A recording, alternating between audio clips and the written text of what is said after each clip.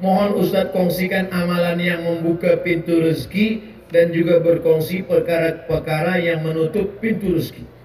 Oh, dia cerita pintu lah. Itu ada buka, ada tutup.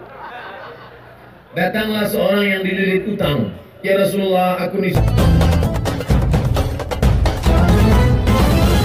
Jangan lupa subscribe, like, and share. Kenapa ada segelintir golongan yang bagus dalam bab sholat berjamaah, tapi bukan sekedar tak hadir, tapi tak cukup dan tak suka dengan majelis ilmu? Siapa golongan ini, Ustaz?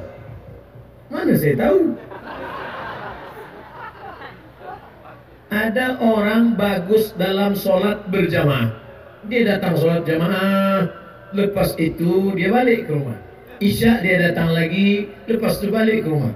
Bila ada orang mengaji, dia cakap, apalah mengaji-mengaji ni? Cukup dengan sholat jamaah. Kita mesti tanya. Bila ada orang tak suka mengaji, yang salah tu bukan dia, tapi kita. Kenapa kita tak ajak dia?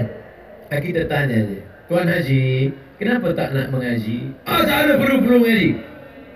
Awak belum lahir, saya dah sembahyang. Cuba saya dengar bacaan sembahyang Tuan Haji. Apa awak dia?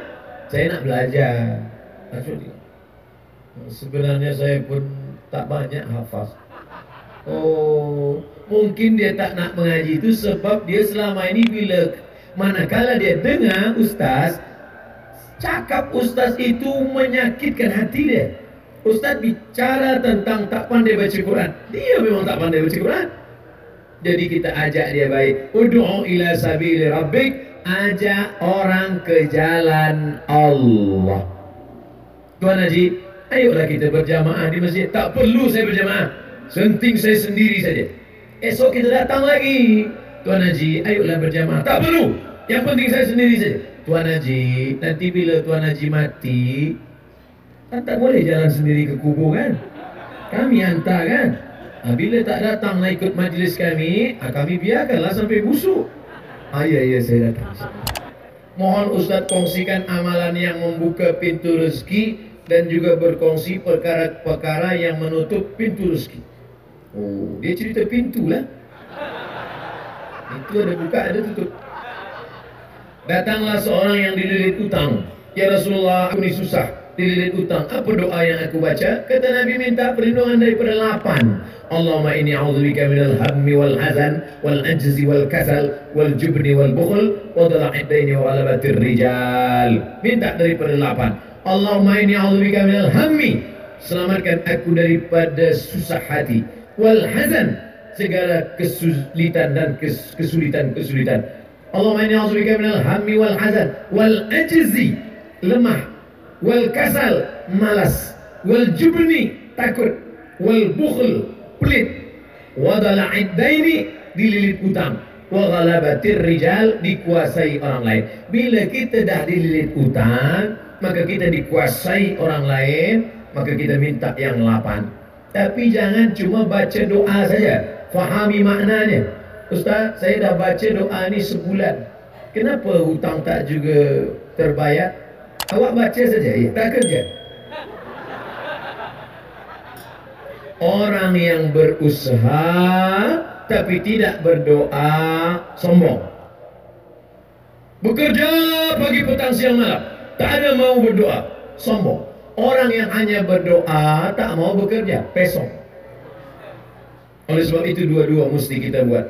Tapi kan rezeki sudah dijamin Allah. Betul, ini rezeki dijamin Allah. Ini rezeki saya, air untuk saya, ditakdirkan untuk saya. Memang sudah dijamin oleh Allah SWT. Garanti ini punya Abdul Somad, tertulis di Lauhul Mahfuz, Abdul Somad. Tapi bila tak ada usaha nak buka tutup, nak masukkan dalam, boleh ke tengok dia masuk ke mulut? Mesti ada usaha. Oleh sebab itu maka banyak-banyak beribadah. Falyabudu rabb hadzal bait.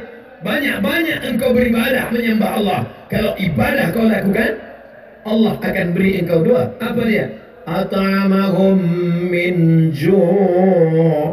Bila engkau lapar, dia bagi makan. Wa amanahum min khauf. Bila engkau takut, dia beri engkau rasa aman. Kita kan dunia ini cuma dua saja. Lapar, takut. Lapar, takut. Bila dah kenyang, takut pun hilang. Takut anak tak sekolah. Takut bila nanti lepas dia tak kerja. Takut nanti kerja dia tak kaya. Takut. Hidup ini yang penting cukup saja. Cukup beli kereta, cukup beli rumah, cukup nikah, cukup punya anak, cukup nikah sekali lagi. Cukup. Maksudnya bini dia yang pertama meninggal dunia. Jangan nak marah saja. Wa amanahum min khauf. Aman daripada segala takut. Tapi syarat dia apa? Falyabudu, banyak-banyak beribadah. Susahkah bagi Allah Subhanahu wa taala untuk mengeluarkan air dari tanah yang kering, batu? Tapi kalau Allah berkehendak, bukan dari tumit engkau air itu keluar, wahai Hajar. Hajar, naik ke Bukit Safa, turun, naik ke Bukit Marwah, tak ada air. Tapi air itu datang dari tumit budak kecil yang belum pandai berjalan. Dari tumit Ismail. Tapi tumit Ismail, dia tengok air. Apa kata Hajar? Zamzami. Berkumpullah air. Berkumpul. Air itu berkumpul 3.800 tahun. Air itu tak kering. Tapi jangan gara-gara mendengar cerita ini, esok dia tak ada. Awak kenapa tak kerja? Kenapa tak pergi office? Kata Ustaz Somad, bukan dari tumit kita segitu datang. Dari tumit budak kecil. Betul, dari tumit budak kecil. Tapi tumit yang besar ini melangkah dulu ke Safa, melangkah dulu ke Marwah, pergi ke Safa, pergi ke Marwah. Dah tak ada ban. Padahal ayahnya Nabi Ibrahim alaihissalam, anaknya Nabi Ismail alaihissalam, istrinya perempuan salehah Hajar, 3 orang baik. Hajar tak ada angkat tangan, ya Allah bagilah air ya Allah, tak. Tapi apa yang dilakukan Hajar? Naik ke Bukit Safa, naik ke Bukit Marwah. Usaha, doa, fatawakkal Allah. Apa yang menutup pintu rezeki, Ustaz? Allah sudah tetapkan rezeki kita. Kenapa rezeki itu batal? Kenapa Allah tutup pintu rezeki? Dzalika bi anna Allah lam yakum mughayyiran ni'matan an'amaha ala qaumin. Allah tidak merubah rezeki itu. Lalu siapa yang merubahnya? Kita yang merubah kerana perbuatan maksiat. Ini ayatnya. Walau anna 'alal qura amanu. Kalaulah penduduk suatu negeri itu beriman, wattaqau, takut kepada Allah, la fatahna, kami bukakan barakatin minas sama, dari langit, wal ard, dari bumi. Walakin kazzabu, manakala mereka dustakan ayat kami, manakala mereka sunyikan masjid kami, manakala mereka biarkan anak-anak yatim kami, akhadnahum, kami cabut. Kenapa Allah cabut barakah? Kerana fadzalikal ladzi yad'ul yatim, membiarkan anak yatim, membiarkan masjid, membiarkan orang susah.